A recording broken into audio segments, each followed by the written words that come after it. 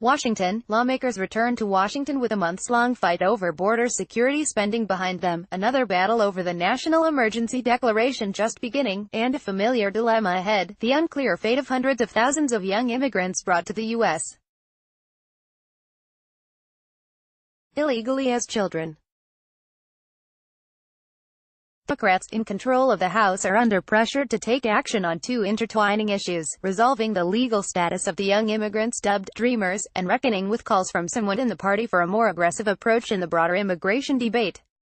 Potential legislation on the matter of Dreamers has support from both sides of the aisle, but Republicans would likely want to pair the bill with more border security measures.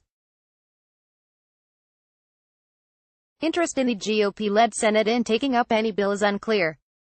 Settling the Dreamer question is possibly the easier of the two issues. A majority of Americans want Congress to maintain protections for these immigrants, and they see them in a favorable light, Wall Street Journal, NBC News polls have found. In a 2018 poll, 58% of voters said a candidate would be more likely to win their vote by supporting a program to help Dreamers work or attend college legally in the U.S., while 22% said they would be less likely to support that candidate. Just over half of Americans had a favorable view of them, while only 19% held a negative view, in a 2017 poll. But this year, when the White House and Republicans offered a bill allowing a 3-year extension of protected status for the young immigrants, Democrats rejected it, both sides said. Democrats were reluctant to engage in negotiations over anything less than a permanent legislative resolution for Dreamers, which a year ago they had been willing to consider trading for wall funding. Even when lawmakers began meeting behind closed doors to hammer out a 2019 spending deal that would include some money for border barriers, Democrats in both chambers agreed early in the process in a meeting in Minority Leader Chuck Schumer's office that the Dreamer issue would stay off the negotiating table unless the president intervened and insisted on it. Some argued that temporary protections in exchange for a permanent wall was a bad deal. A senior Democratic aide said the decision was made because there was limited time to resolve a range of spending issues, and throwing immigration policy into the mix could have thwarted negotiations. House Democrats now plan to introduce a version of a bill next month to grant permanent protections to the Dreamers, an aide to Rep. Lucille Roybal-Allard, D.K. said.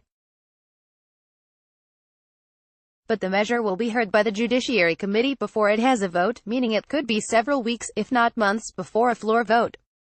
The specifics of the legislation aren't yet clear. Several versions have been introduced in past years. The bill is intended to grant conditional residency to illegal immigrants brought to the country as children and later, upon meeting set qualifications, permanent residency or citizenship.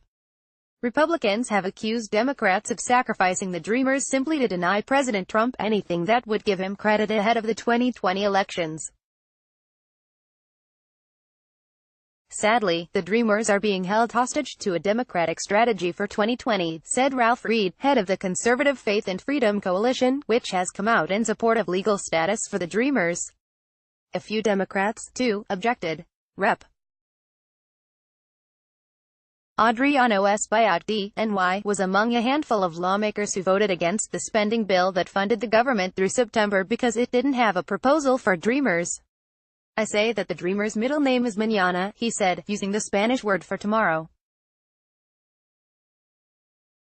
Some advocates want Democrats to take on an even more daunting fight now, a potentially bruising debate in which they articulate their own immigration vision. What we want to see is for the Democrats to invest time in a proactive, affirmative conversation, said Kamal Sahib, Policy and Advocacy Director for the National Immigration Law Center. We can't just be on our heels responding to the latest thing. President Obama established through executive action the Deferred Action for Childhood Arrivals program for the young immigrants after some bills to protect the immigrants failed in Congress. President Trump canceled it in 2017, saying he believed the administration lacked the authority to act without backing from Congress, but that he was sympathetic to the program's participants.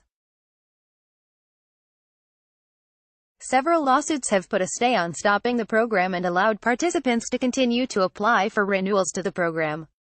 In January, the Supreme Court made clear it would take no immediate action on the Trump administration's request to hear cases involving the president's planned cancellation of the program. The court's decision to postpone any DACA action made it all but impossible the court could hear the case this term.